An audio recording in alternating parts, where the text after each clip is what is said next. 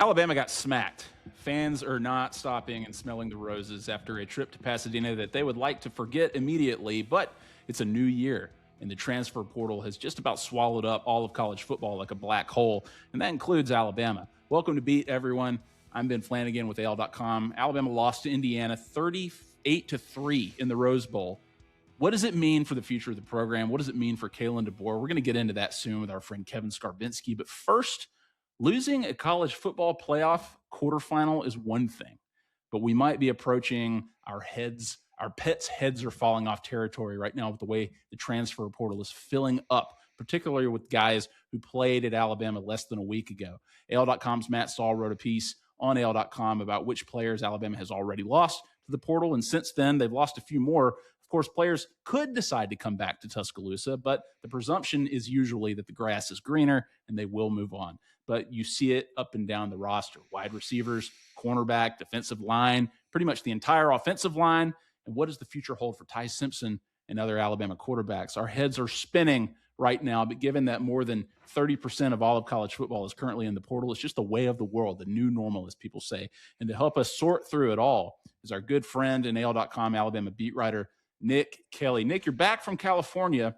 The portal's out of control. Kalen DeBoer is now in year 3, and you're covering basketball in between. How are you holding up right now? It's a fun time of year. I enjoy the chaos, and it's a lot, but at the same time, I think it's a very intriguing time and just a time where, you can build a new team and you can reset and it can be stressful, but there's also opportunities. Well, your phone might start buzzing while we're talking here, so we're going to get right to the point. Let's start, Nick, with the offensive line. Parker Brailsford, Alabama starting center the past couple of years, just declared for the NFL. We expect Caden Proctor to do the same. Jaden Roberts and Cam Dewberry, they're out of eligibility. Wilkin Formby has entered the portal. So that leaves Alabama really with just one starter in Michael Carroll. A lot of question marks for this unit. How does Alabama rebuild their offensive line? Yeah, just piece by piece, to be frank with you. And yes, there's been change, and there's going to be a lot of change. But at the same time, I think that change can be good. There were some spots in the offensive line that I think they would like to improve, and they can improve. And I think there are going to be opportunities for that. So you look at, even on the roster itself, you'll have Jackson Lloyd and Michael Carroll set to be back. And those are two guys that have high ceilings that I think can bring a lot of good things to the offensive line. So those are two pieces that I'm intrigued to see. William Sanders is set to be back, or he can return, and he could be a nice piece in the interior as well. And then you have the potential of, some new guys in the freshman class. You have some other young guys. So there's some potential there, but you do need to backfill. You need to go get some experienced talent and get some portal help. And I think Alabama is doing that. You're seeing them bringing in offensive linemen right away from Michigan, Mississippi State, and I'm sure they might look at some more options as well. So, it's change. And I think anytime there's change, people worry, but I think Alabama can also upgrade in the process with some of that change. Nick, Keon Keeley was the top recruit when he signed at Alabama. He played the bandit position in Kane Womack's defense. We didn't see a lot of him these last 2 years, but he finally started to make an impact, especially during the back half of the season. A lot of people expected him to have a huge role in the 2026 version of Alabama's defense, but he's now in the portal. What can you tell us about Keon Keeley? Was that a surprise at all?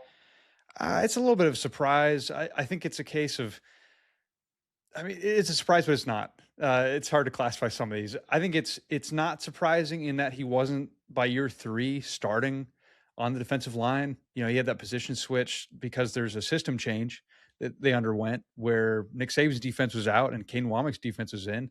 So he had to kind of learn a new position.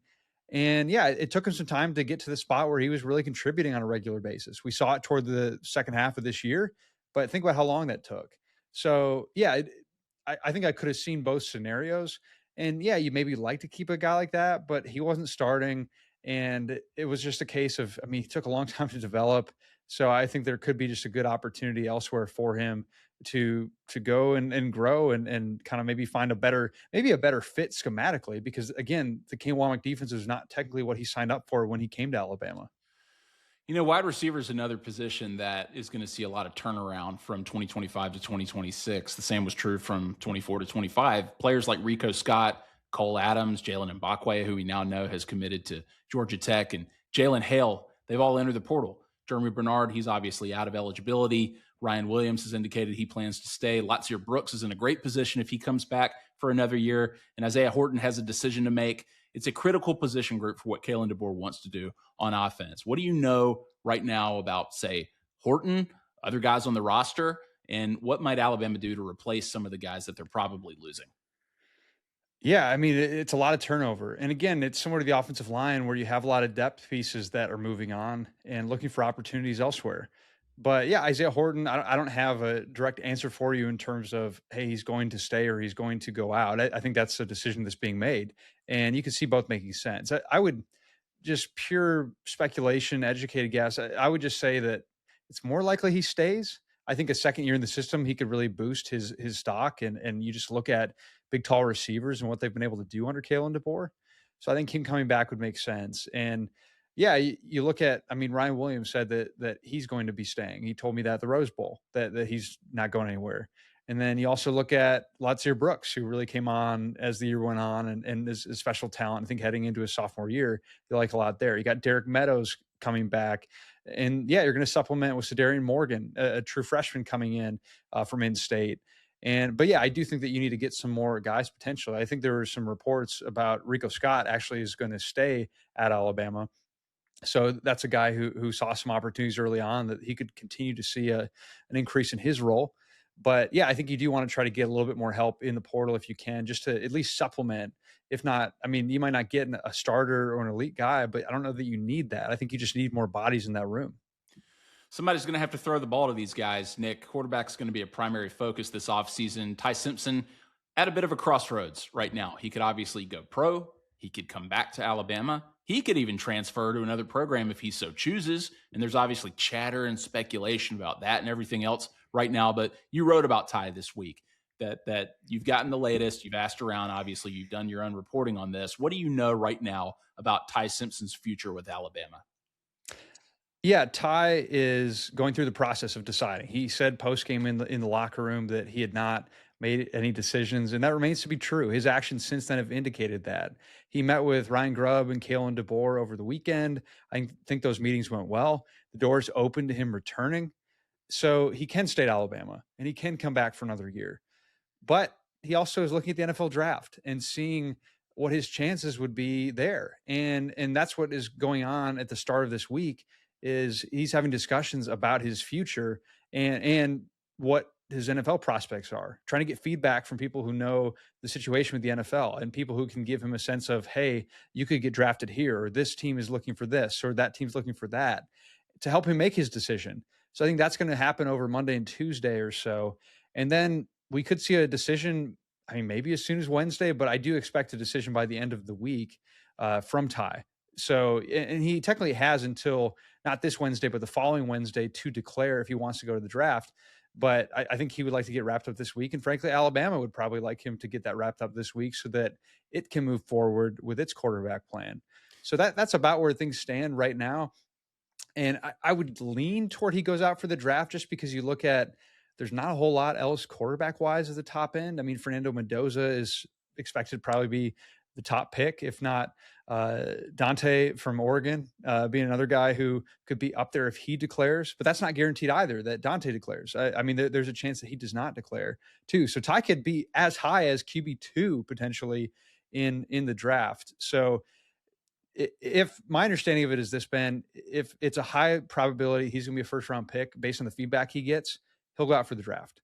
But if that's not a high probability, if it looks in doubt, I think there's a decent chance that he stays at Alabama.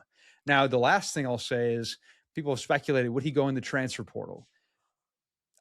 You can't rule it out, I think is the best way to say it. But at the same time, I would see that as the third option or the least likely of the three at this point, just because I just don't, I would be surprised if he goes to another school.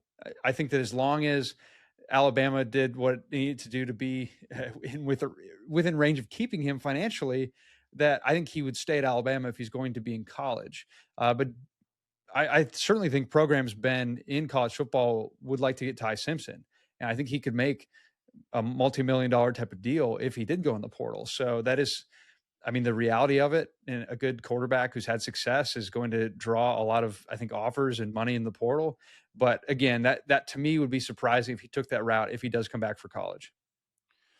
Ty Simpson was anointed the number 1 overall draft pick after the Georgia game, after the Vandy game, the Missouri game, that string of ranked wins against ranked opponents that Alabama obviously had. And then, we're learning now that Ty was banged up. He obviously got knocked out of the Indiana game, and we'll probably never know until he tells us the extent of the injuries that he had during that game and during the back half of the season. But, you mentioned Alabama's quarterback situation based on whatever Ty decides to do. What about the other quarterbacks? I mean, leading up to the Rose Bowl, Kalen Russell, he was pretty emphatic, seemingly, about his plans to stick around in Tuscaloosa. And after Simpson went down and he got some meaningful reps against Indiana, Austin Mack was a bit non-committal, we'll say, about his future in Tuscaloosa, although he did allude to staying. But the first domino has to fall. That's Ty Simpson. So, Nick, take us through those scenarios, right? Like if Ty goes, if he stays, what it could mean for Mack and Russell in 2026. Yeah, the simplest outcome for Alabama is that Ty Simpson goes out for the NFL draft, because then I think you can more easily keep one, or if not both. It might be hard to keep both in that scenario. But I do think that Austin Mack, after sitting for 3 years, is going to want to have an opportunity to start. And it wouldn't surprise me then that if Ty comes back, or if the staff is saying that, hey, Keelan Russell is probably going to be the guy, that they would look at Austin Mack's camp would look at, okay, where else could he go so he could have an opportunity to start sooner? I think that's fair. I don't think that's being, backing out, or just, I think it's a case of, yeah, go look at where opportunities are. And maybe in Oregon State, where his former assistant QB's coach, Mitch Dolan, is his OC, or Michigan State, where former quarterbacks coach Nick Sheridan is now headed, as potential good options there. So that's the possibility there. If Ty stays, Ty comes back, that's where it gets really interesting. There's going to be a ripple effect. I think that Austin is probably gone. I don't know that Keelan is gone as well, but I think that, yeah, you can't rule it out at the same time. I mean, Keelan has expressed an interest in developing, and not just, okay, I need to start this second. At the same time, how patient is he? Most quarterbacks aren't willing to wait as long as Ty Simpson did to get that starting opportunity. But you might be able to pitch Keelan on, hey, wait one more year, develop behind Ty, and then next year you're the guy, you have experience, you're ready to go. So maybe that can work. Again, it's all kind of up in the air because the Ty domino has to fall. But those scenarios are what I'm watching. And there is also an option too where Mack and Keelan both stay and battle it out for the starting job. I mean, you can't rule that out. But at the same time, Austin Mack may want to go somewhere because he's heading into year 4 of college football where they say, hey, you're coming in as our starter. Nick, change is afoot as we speak, right? But what other movement do you expect with Alabama right now? Are there more players that could send some shockwaves throughout the fan base, or have we seen the biggest names move at this point? What can you tell us right now? Yeah, I would be surprised if there are any big names still. I think that occasionally there's the one that surprises you. Like, I mean, Quay Russaw recently went in the transfer portal. I thought he was going to stay. I honestly did think he was going to stay for one more year, but he goes in the portal. So you can never rule out maybe a more notable name going in. But the one thing that Alabama is pretty good at is if they want to keep talent, they don't lose a lot of like high quality experienced talent. They like to pay guys and keep guys who have production, have experience. And so for the most part, they're going to keep many of their starter types, their notable guys, their best players, because they know that they need to invest in those guys. But if there's a guy, say, who hasn't produced much, but sure, he's talented, maybe they don't keep him. Or maybe if someone else comes in and offers him, let's just say blanket $1 million. Well, if he hasn't produced much, then Alabama's maybe not going to look to match that kind of money. So yeah, I think Alabama does a pretty good job of keeping its top talent, and I'd be surprised if we see much more in that department. But you never know when another school comes in with some huge money offer that can change everything. So everything's got an asterisk next to it, Ben, and we'll kind of see what happens. But I think Bama feels pretty good about keeping a lot of their top level talent. Well, Nick, last thing, I mean, let's turn it around, right? In the modern age of college football and roster building that we're seeing, what is DeBoer looking for in the portal? You lose players, you go get players. I mentioned nearly half of college football pretty much is in there. Surely Alabama's going to make some moves to beef up the roster. Yeah, no doubt. I mean, the portal giveth and the portal taketh, right? So there is a chance to go add some guys, and they have visitors already this past weekend, this week. I would be pretty surprised if they don't add a transfer portal running back. I mean, Alabama, all they have to do is look at what a guy like Kawan Lacey, who went from just a small contributor role at Missouri to Ole Miss. I mean, he's getting all these accolades, and he's a phenomenal running back for them. So there are portal examples. Ahmad Hardy from ULM going to Missouri, another guy who a running back found in the portal who had a great year. So Alabama, I think, is eager to add a running back, and I'll be surprised if they don't, because I think they need a more high potential guy who's had some experience that they can bring in, that if they like his ability, get a guy like that in your lineup to just add another option to a running back room that kind of became stale by the end of the year. He's Nick Kelly, and he's drinking from a fire hose right now, like all of his other colleagues are. And we Cup of appreciate coffee, you. at least. Yeah, well, that should help maybe a little bit. We appreciate you making time. You got to read all of his work on AL.com. Follow him on the socials at _Nick Kelly. Nick, take a breath. Thanks a lot.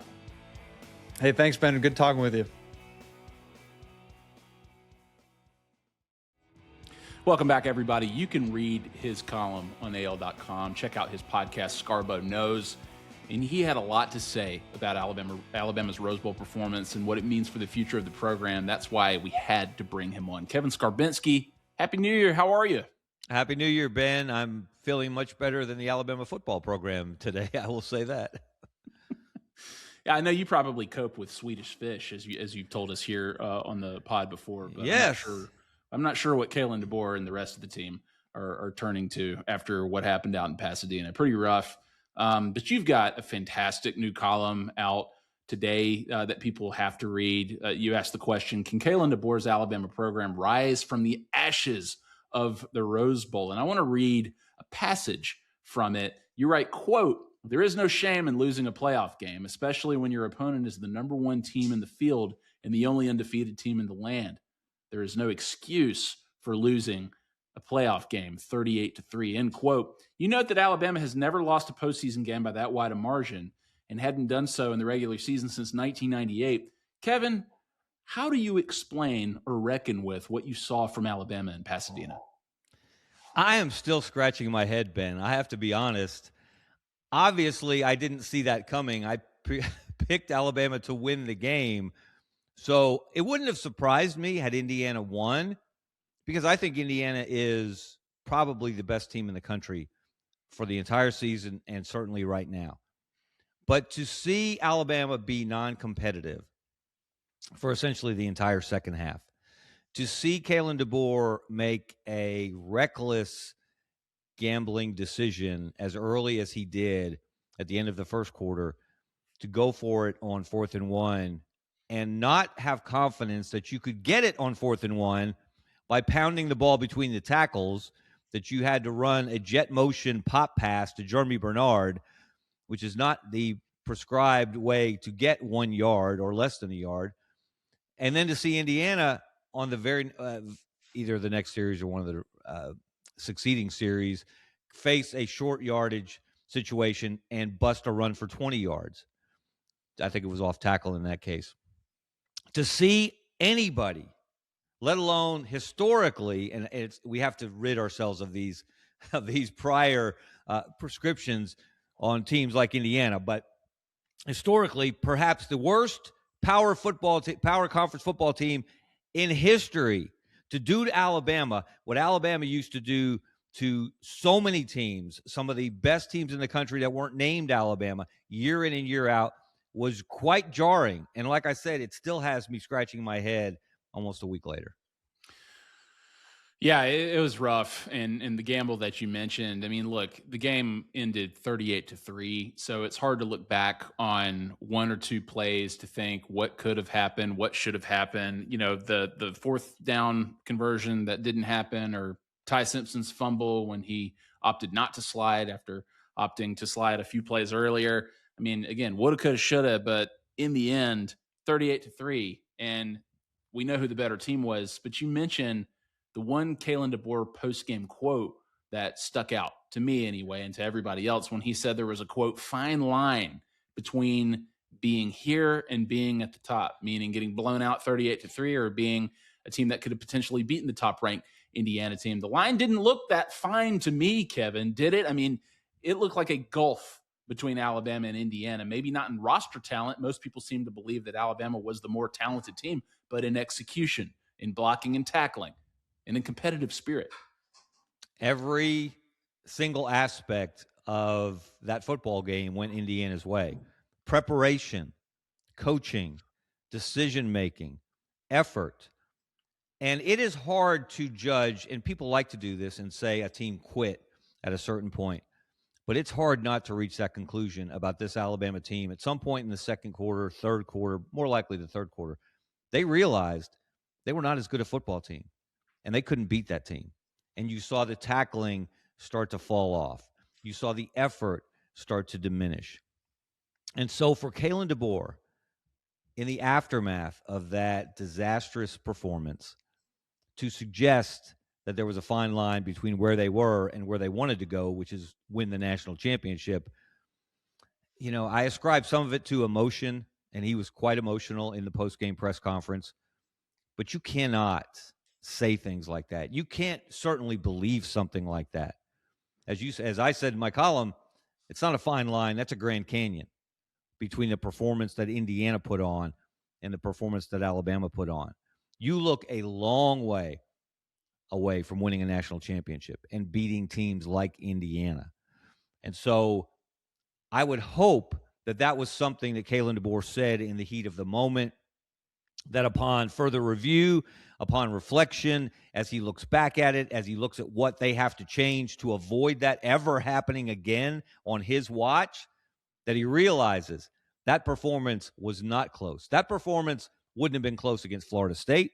That performance wouldn't have been close the first time against Oklahoma, and that performance wouldn't have been close against Georgia in the SEC championship games. And unfortunately, we have seen Alabama roll over and get rolled more than once this year. 2 of the last 3 games, in fact, and that is as disturbing as the individual performance in the Rose Bowl. Kevin, your piece really has it all. Even some triggering words and phrases like Mike Dubose and Mike Price. So it makes you kind of wonder, are we headed towards another dark time? And I'm saying that facetiously because Alabama just came off of making the college football playoff quarterfinal and playing in a Rose Bowl. But you said, quote, for the first time since Dubose's exit in 2000, Alabama lost its first and last games of the season. Sad bookends to a campaign that contains so much ultimately unfulfilled promise, end quote. You mentioned the hyped reunion for DeBoer and offensive coordinator Ryan Grubb. You know, the story of the season for the offense anyway, especially after Ty Simpson kind of regressed, was that Alabama could not run the ball all season. They had a couple of games where they ran it okay, but Grubb, he just came from a Seattle team that couldn't run the ball or wouldn't run the ball. And now that he's gone, look at Seattle now. They've got a 1,000-yard rusher, a guy who nearly doubled his rushing yards, and Seattle's number 1 seed in the NFC, Super Bowl contender. But Kevin, it seems that Grubb hasn't yet had the impact that was promised during the offseason. No, quite the opposite. And that was a big part of the problem. They couldn't make an impact against defensive lines. They couldn't create holes between the tackles. They couldn't feel confident that on a 4th and 1 against Indiana, if you're going to make that gamble, that you can overpower the team on the other side of the line to get that yard. And we've seen Alabama do that countless times in the last 20 years. Obviously, Kalen DeBoer is not Nick Saban. His approach to winning football is not Nick Saban's approach, certainly Nick Saban's early approach back in the good old joyless murder ball days, if you will. But you have to be able to run the ball somewhat. You don't have to run for 250 or 300 yards a game, but you have to be able to have some success running the football. And against the better teams that they played, they just couldn't do it. Ryan Grubb's reputation has taken a serious hit, not only for what this season became at Alabama, but as you pointed out, the Seahawks with him a year ago and without him this year. It's night and day. So is this a scheme issue? Is it a personnel issue? It's never usually one thing. It's usually a combination of factors. And the offensive lines that Nick Saban brought in, the offensive linemen that he recruited and signed, tended to be big behemoths who weren't necessarily the most fleet of foot. And so they were able to overpower people. Well, That's not the way Indiana's offensive line was successful and was able to. They've been one of the better running teams in the country all year, and they did it to Alabama as well. But they're not doing it with 6'5", 350 pounders across the board. They're doing it in a different way. And so you have to wonder how much of this offensive line is holdover from Nick Saban and Grubb and DeBoer trying to instill their way of playing with personnel that was ill-suited to do it. And will this improve going forward as they get more of their own offensive linemen in there? Well, they certainly better hope so, because that was a historically bad season for Alabama in terms of running the ball. Well, as I said, it was a running joke, and minus rushing yards against Georgia in the SEC championship game. And as I said, that's the problem. This wasn't just a one-off. This wasn't an outlier. This was a repeat of something we'd seen earlier in the season. And to close the season with 2 putrid performances like this out of your last 3 games, that leaves a lot of questions going into the offseason, and it raises a lot of doubts that seem to be quelling about Kalen DeBoer's ability to win at the highest level at Alabama. Offensive line, huge question mark. Potentially only one starter returning, losing players to eligibility, to the NFL, to the transfer portal now with Wilkin Formby gone. But Kevin, this felt like a season of 1 step forward, 2 steps back, or 2 steps forward, 1 step back. However you want to look at it, either way, inconsistent. In Florida State was obviously a disaster to open the season, but they recovered. They looked like one of the best teams in the country. They stumble against Oklahoma, and they still make the SEC title game. They don't even show up in Atlanta hardly. Then they make up for it in Norman. They win a playoff game. Then they lay an egg in the Rose Bowl. We really never knew which Alabama team we would get from week to week. But what concerns me is, how does a team have an identity crisis by the final game of the season? Well, that's how you could win 11 games and have people suggesting it was a terrible year, because you had these wild mood swings. And their identity was they had to throw the ball to move the ball, that they couldn't consistently do it on the ground. They had to be very creative. They had to use the short passing game, the underneath passing game, to move the ball, put together drives. The thing that they didn't do, that they did better last year with Jalen Milroe at quarterback, was hit downfield throws. They were very, very weak in the downfield passing game. And so they couldn't really take the top off the defense. They couldn't really take the underneath off the defense. So they had to live in that short to intermediate passing game.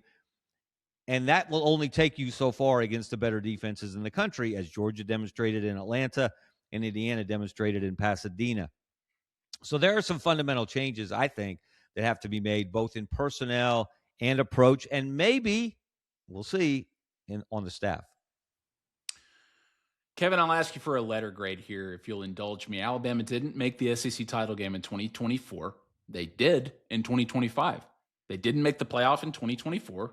They do make it in 2025, and they even win a game and make it to the Rose Bowl in the quarterfinal. They won 9 games last year. They won 11 games this year. So on paper, this is clearly an improvement, right? But the Florida State loss, Ty Simpson's regression, Ryan Williams drop off, getting blown out in the SEC title game and the Rose Bowl. What letter grade would you give Kalen DeBoer in year 2 at Alabama? Wow, that is so difficult, because there were good things. This was not a complete disaster of a season. You win 11 games, you win 11 games. To win 4 straight games, 4 consecutive Saturdays against ranked teams, and I know that all 4 of those teams lost their last game of the year, and so it doesn't look as impressive now as it did back in late September through October, but it was still an achievement. It was an accomplishment. It was something no SEC team had ever done. So you have to give them credit for that. Getting to Atlanta, there has to be credit for that. Getting to the playoff and winning a game there has to be credit for that. But the lows were so low that they really dragged it down. I couldn't give it anything better than a C, I don't think. And that sounds harsh, perhaps. I was known as a harsh grader when I taught journalism classes through the years at different places. But this one, I don't think the way it ended, the way it began and ended, that you can give them any better than a C.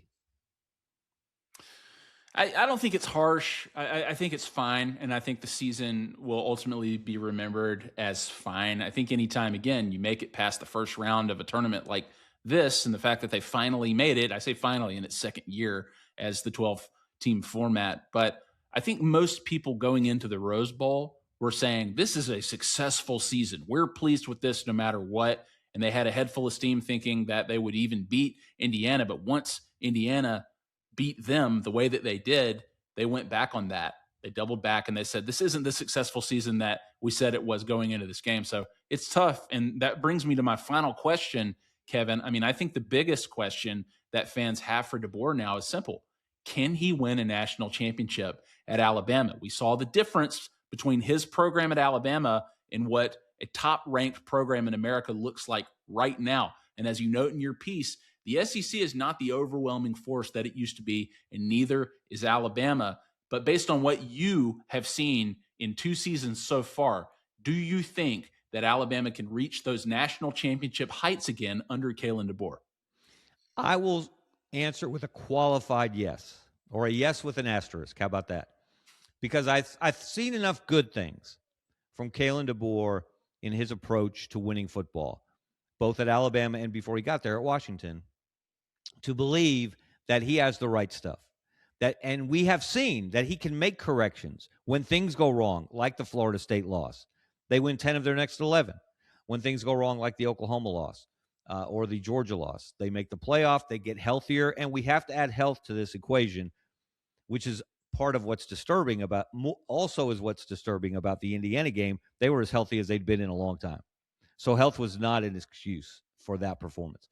So you're right, 2 steps forward, 1 step back. But I've seen enough good things to believe that Kalen DeBoer will make the changes necessary, that he won't stand pat, that he won't be stubborn, that he won't believe that he has all the answers and it was the players who didn't live up to the plan or didn't execute the plan. I think he's young enough and flexible enough and wise enough that he'll make the necessary changes, and they will continue to be a contender in the SEC on a regular basis. Now the question is, as you said, can you take that next step? Can you get to the semifinals? Can you get to the championship game? Can you win the championship game? He got there with Washington a couple of years ago. Now, that was only a 4-team playoff. It's harder now. It's a 16-team SEC, and they're about to play 9 conference games, so it's going to be more difficult still going forward. I wonder if Greg Sankey and company are going to regret that move, going to 9 SEC games starting next year. But I still kind of sort of believe in Kalen DeBoer and company. I'm not off the bandwagon yet, if you will. So next year, though, becomes a proving ground for him. There's got to be continued progress. You cannot take a step back, and you have got to do away with these games that are just non-competitive in the second half, where you look like the teams that Alabama used to do this to throughout the Nick Saban era. It's officially year 3. And look, even if we were tough graders, you'd still get an A+. Kevin Scarbinsky, you got to go check out his column on AL.com. Go check out the podcast Scarbo Knows. Kevin, thanks again. Thanks, Ben. I always enjoy our visits.